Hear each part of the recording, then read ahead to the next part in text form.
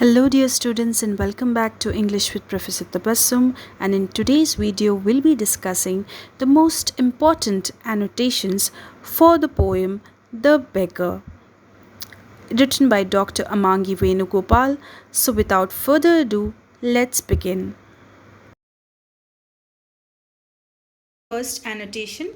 As you know that annotation has four parts. First is the reference or introduction, then we have the context, then the explanation, and finally the general relevance or the critical comment. So let us see the first annotation. Have you sighted anyone with shadows in his dusky eyes? क्या आपने कभी किसी को देखा है जिसकी आँखें dusty है, जिसकी आँखों के नीचे डार्क सर्कल्स है और वो डार्क सर्कल्स इतने बढ़ चुके हैं कि अब उसकी आँखों की जो सराउंडिंग है वो ब्लैक हो चुकी है. Reference or introduction. These lines are taken from the poem Beggar, that is Bichagadu, written in Telugu by Dr. Amangi Venugopal. Ella Naga, that is Dr. N. Surender, translated the original poem, poignant Telugu poem Bichagadu into English. Means that this poem was written by Dr. Amangi Venugopal in Telugu language but translated by Dr. Surendra in English language.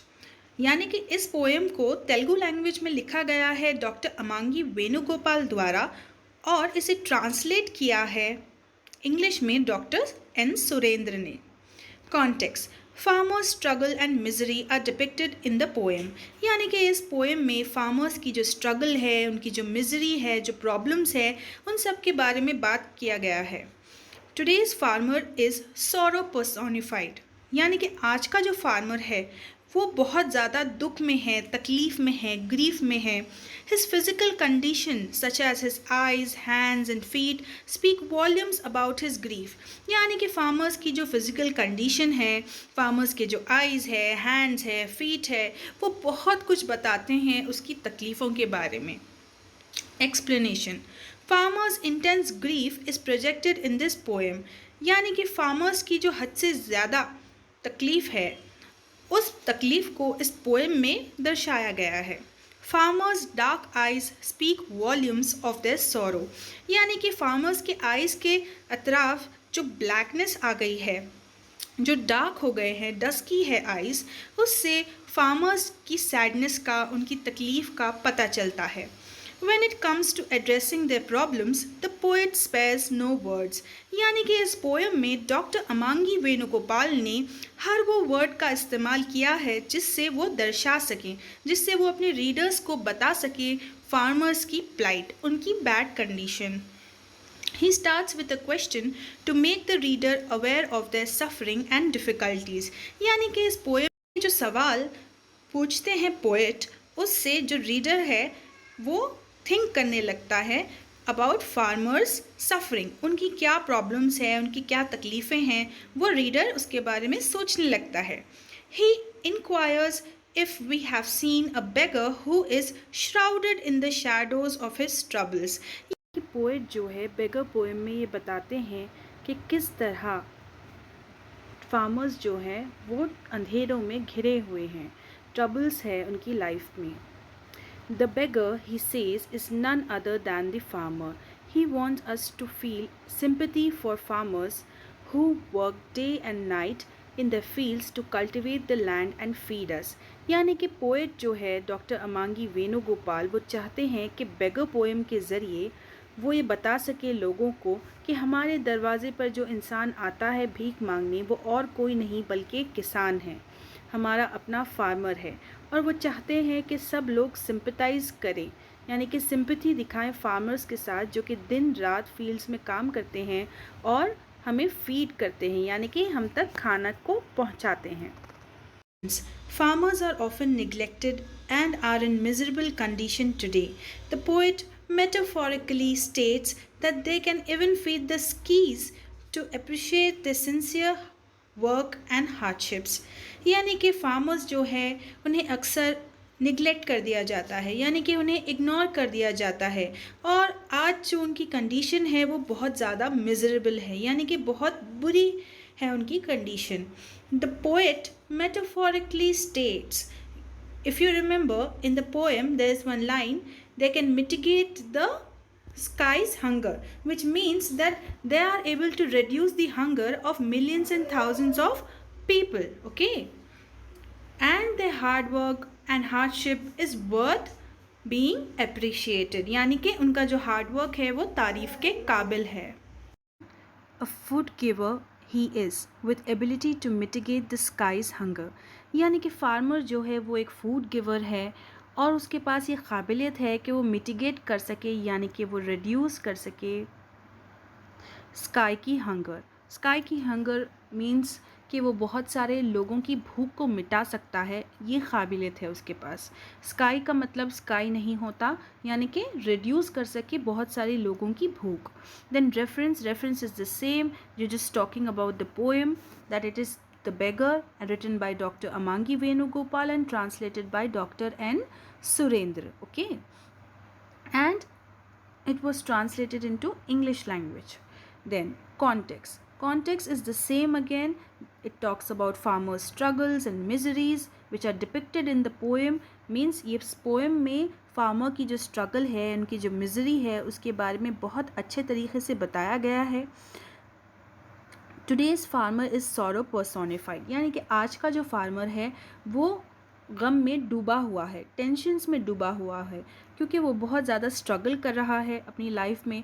और उसकी जो physical condition है, यानी कि उसकी eyes, hands, feet, वो उसकी तकलीफ़ को दर्शाते हैं, उसकी ग्रीफ के बारे में बताते हैं. Explanation.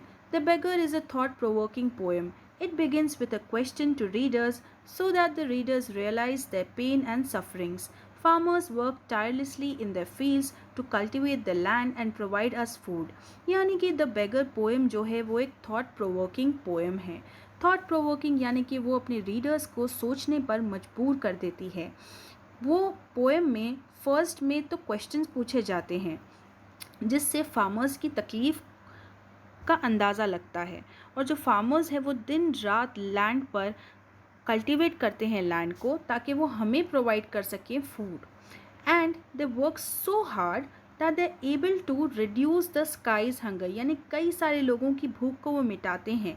Ability to mitigate the sky's hunger, इस लाइन को पोएट ने स्पेसिफिकली इसलिए यूज़ किया है ताकि वो बता सकें क्या कितने एफर्ट्स और हार्डशिप्स से फार्मर्स गुजरते हैं.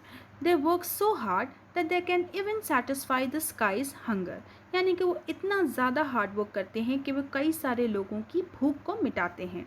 Then we have the general relevance that farmers are being neglected, means they are ignored, and their condition is miserable, that is horrible. And the poet metaphorically says, means through a metaphor, he says, mitigate the sky's hunger. That means that though they are able to reduce the hunger of many people, but their own stomachs are void. Their sincere hardships are worth being appreciated, यानी कि उनका जो hard work है, जो dedication है, वो तारीफ़ के काबिल है. Number 3, his stomach is full of infinite void. Now infinite void over here means that his stomach is full of emptiness. Okay, whose stomach? The farmer's stomach. Then the reference is again the same.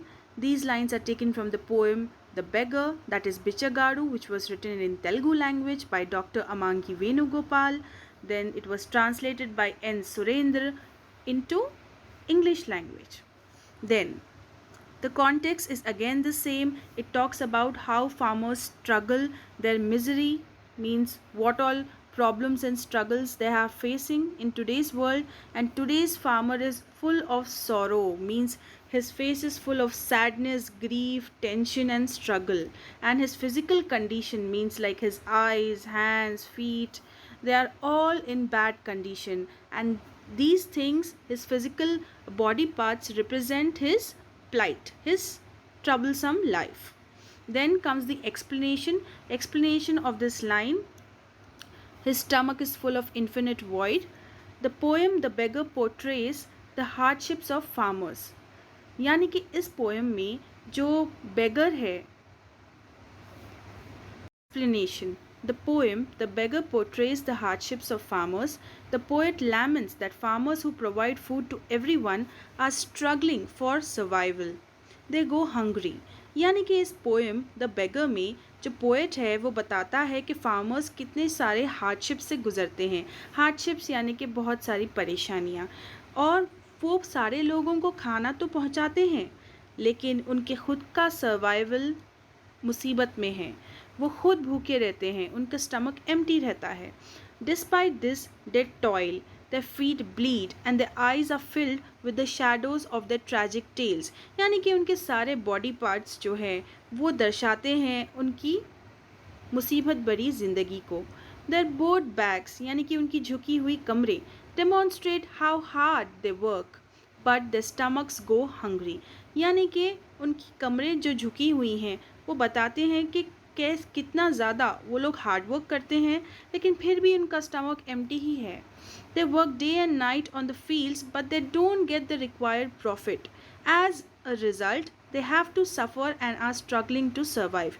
यानी कि farmers जो कि दिन रात काम तो करते हैं लेकिन उन्हें अपने हिस्से का शेयर, अपने हिस्से का प्रॉफिट नहीं मिलता है, और यही रिज़ल्ट है कि आज के दौर में एक फार्मर को सर्वाइव करना खुद के लिए बहुत मुश्किल है.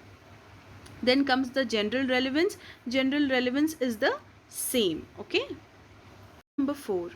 Have you seen a beggar at your threshold with severed hands? Brother, he is my farmer. यहाँ पर the word threshold का मतलब होता है entrance, और severed hands means वो hands जिस पे cuts है. तो जो पोएट है वो पूछता है बेगर पोएम में कि क्या आपने किसी ऐसे भिखारी को देखा है जो कि आपके दरवाजे पे आता है और फिर वो कहता है कि भाई वो तो हमारा फार्मर है. Reference, these lines are taken from the poem Bichagaru written by Dr. Amangi Venugopal in Telugu, and it was translated by Dr. N. Surendra into English language. It is the same reference. Then we have the same context. The poem talks about the struggle of farmers, their misery, their problems, and the faces are sorrow personified. Means from the face itself we understand their grief, their plight and their struggles. Not only their face but their eyes, hands, feet speak a lot about their problems. Then the explanation will be different. The poem The Beggar contains a deep meaning and is really touching. यानी कि जो poem है the beggar, उसके अंदर एक बहुत ही गहरा message छुपा हुआ है जो कि बहुत ज़्यादा दिल को छूता है. In these lines, the poet makes his point that the beggar at our doorstep is actually our farmer, not a beggar. यहाँ पोएम में डॉक्टर अमांगी वेणुगोपाल ये कहते हैं कि जो भिखारी आपके दरवाजे पर आता है वो और कोई नहीं बल्कि हमारा अपना फार्मर है. However, he is forced to face such a fate due to certain unethical practices of our society. Unethical practices यानी कि करप्शन. हमारी सोसाइटी में बहुत सारा करप्शन है जिसकी वजह से फार्मर जितनी मेहनत करता है उसे अपने हिस्से का प्रॉफिट एंड शेयर नहीं दिया जाता है, और जिसकी वजह से आज खुद फार्मर का सर्वाइवल बहुत मुश्किल है. Even though farmers work hard day and night on the fields to provide food to millions, they are not included in those millions. This shows how cruel modern society is. यानी कि farmers जो कि दिन रात fields में काम करते हैं, खेतों में काम करते हैं और millions of लोगों को तक खाना पहुंचाते हैं, उन्हें उन millions में काउंट ही नहीं किया जाता. यानी कि मिलियन लोग जिन तक खाना पहुंच रहा है उसमें फार्मर ही इंक्लूडेड नहीं है. इससे पता चलता है कि आज की जो मॉडर्न सोसाइटी है वो कितनी ज़्यादा बुरी और जालिम है. And last but not the least, you are having the general relevance that farmers should not be neglected or ignored, and the condition is very bad, means that it is very miserable, and they are able to satisfy the sky's hunger, means they are able to provide food to millions of people. And the poet metaphorically states that they can even feed the skies to appreciate their sincere work and hardships. यानी कि poet ने ख़ास तौर से इस line का जिक्र किया है, they are able to mitigate the sky's hunger. ये जो लाइन है इसका जिक्र ख़ास तौर पर इसलिए किया है ताकि वो बता सके कि फार्मर्स जो है उनका वर्क कितना ज़्यादा सिंसियर है और वो कितनी ज़्यादा मुश्किलों का सामना करते हैं, हार्डशिप्स का. Dr. Amangi Venugopal's creativity is rooted deeply in the complexities and contradiction of modern life, say observers. Explain the statement taking the beggar as a reference point. यानी कि डॉक्टर अमांगी वेणुगोपाल की जो क्रिएटिविटी है वो डीपली रूटेड है, यानी कि वो बहुत ज़्यादा कॉम्प्लेक्स है और वो बहुत ज़्यादा कॉन्ट्रडिक्ट करती है, यानी कि बहुत ज़्यादा अलग फ़िलॉसफी है डॉक्टर अमांगी वेणुगोपाल की मॉडर्न लाइफ से, क्योंकि वो महसूस करते हैं फार्मर्स की तकलीफ़ जो कि आज की जनरेशन के लोग नहीं करते हैं. Being a creative genius, Dr. Amangi is well aware of the complexities of the modern world. The farmer's plight is the subject of the heartbreaking poem The Beggar. यानी कि डॉक्टर अमांगी वेणुगोपाल एक क्रिएटिव जीनियस है जो कि समझते हैं कि आज की मॉडर्न वर्ल्ड में कितना कॉम्प्लेक्स हो गया है कि दूसरों की तकलीफ़ को समझे, और फार्मर्स की जो तकलीफ़ है वो इस पोएम का सब्जेक्ट है जो कि बहुत ज़्यादा हार्ट ब्रेकिंग है. इस पोएम को ट्रांसलेट किया है डॉक्टर एन सुरेंद्र ने इंग्लिश लैंग्वेज में. Farmers who provide food for everyone are struggling financially and are starving. यानी कि जो फार्मर्स सब तक खाने को पहुंचाते हैं वो खुद तो स्ट्रगल कर ही रहे हैं और वो भूखे पेट भी सो रहे हैं. Even though they work long hours, their feet bleed and their eyes are dark with the shadows of their terrible stories. Their bowed backs show how hard they work.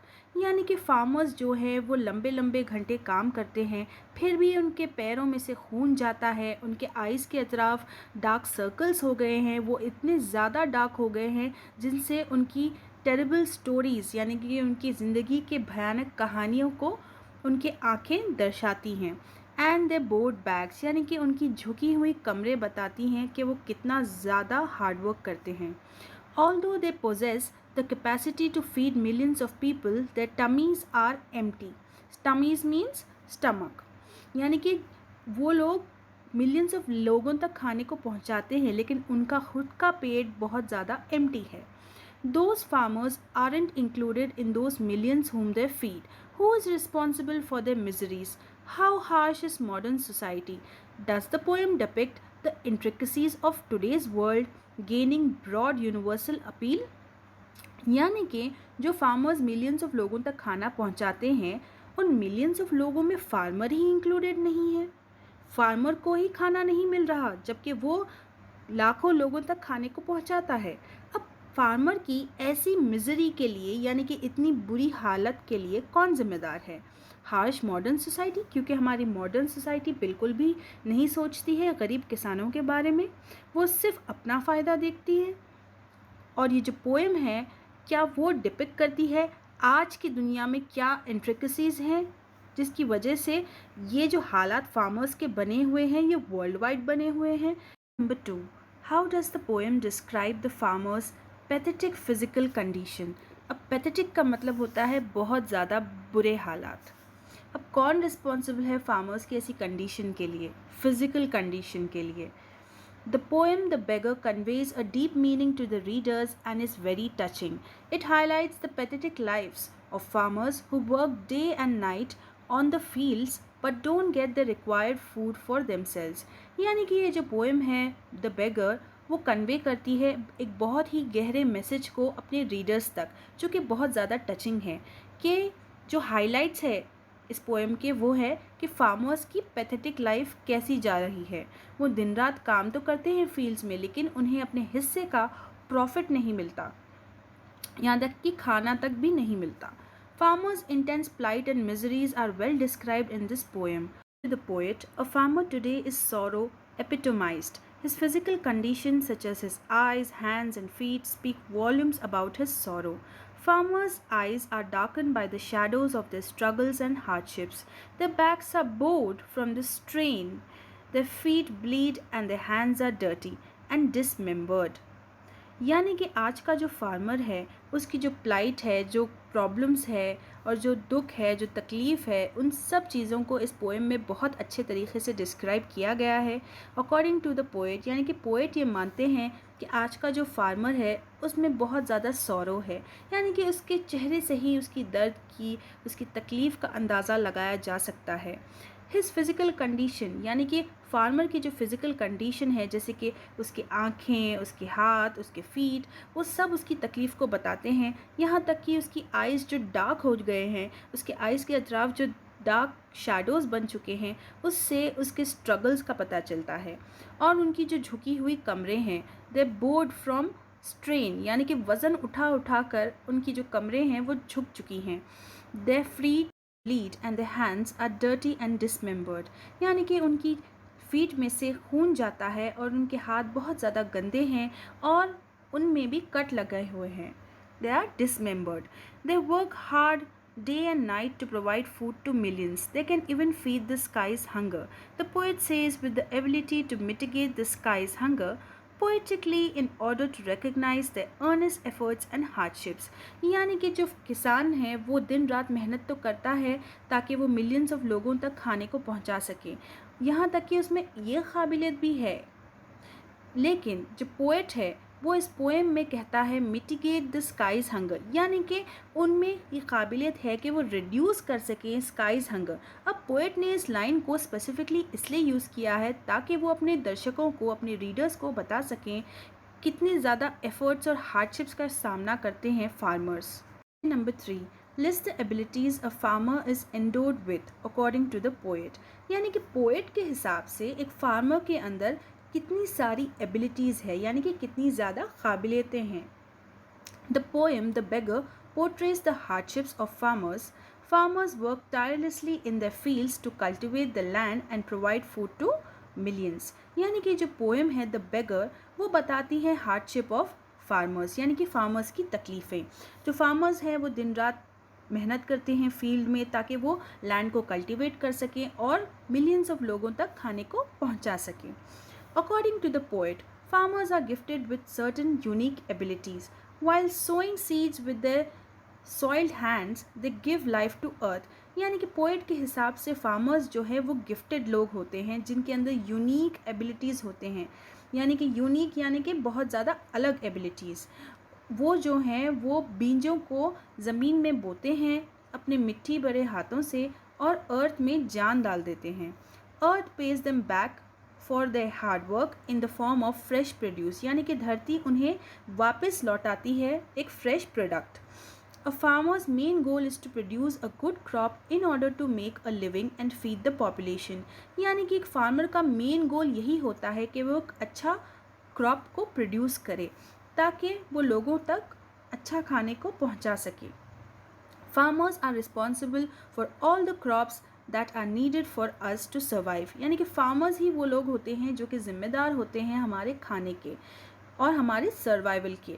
Without food, the world would slowly die, and our farmers work hard every day to keep plenty of crops and animal products in the market to keep that from happening. यानी कि बिना खाने के तो ये दुनिया धीरे धीरे ख़त्म हो जाएगी और फार्मर्स जो हैं वो दिन रात काम करते हैं ताकि वो क्रॉप्स को ग्रो कर सकें और एनिमल प्रोडक्ट्स भी बना सकें और वो बेच सकें मार्केट में। The poet uses the poetic phrase with the ability to mitigate the sky's hunger, यानी कि जो पोएट है वो ये लाइन का इस्तेमाल करते हैं to mitigate the sky's hunger, यानी कि फार्मर के अंदर ये काबिलियत होती है कि वो बहुत सारे लोगों की भूख को मिटा सके। मिटिगेट यानी कि reduce, which represents farmers ability to satisfy the hunger of the sky, यानी कि पूरे धरती के लोगों की भूख को मिटाते हैं farmers. Thus the poet acknowledges their sincere efforts and struggles, यानी कि पोएट एक्नॉलेज करता है, बताता है कि फार्मर्स कितनी ज़्यादा स्ट्रगल करते हैं इस पोएम द बेगर में। Last question, the poet addresses the reader as you and talks about the farmer as my farmer. Explain the significance in a paragraph, यानी कि पोएट जो है यानी कि डॉक्टर अमांगी वेणुगोपाल वो एड्रेस करते हैं रीडर को, यानी कि इस पोएम को पढ़ने वालों को एज यू कहकर कहते हैं और जो फार्मर है उसे कहते हैं माई farmer.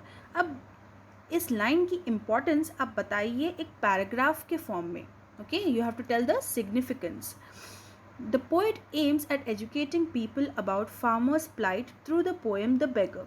He poses several questions to the readers in order to draw their attention to the sufferings and hardships of farmers and evoke empathy for them. यानी कि पोएट जो है वो रीडर्स का अटेंशन चाहता है, वो चाहता है कि इस इशू पर लोग जाने, उन्हें इन्फॉर्मेशन मिले, ताकि उन्हें पता चले कि फार्मर जो है वो कितना ज़्यादा सफ़र कर रहा है just to provide us food. और वो चाहता है अपने रीडर्स से कि रीडर्स जो हैं वो एम्पैथी दिखाएं फार्मर्स की तरफ। एम्पैथी यानी कि खुद को फार्मर्स की जगह पर रख कर देखें, उनके दर्द और तकलीफ़ को समझें। तो वो बस इवोक करना चाहता है, यानी कि पैदा करना चाहता है empathy. The poet does not actually want answers to those questions from his readers. However, he wants his readers to think seriously about their problems. The poet also says, "My farmer," which shows his strong attachment with them and their suffering.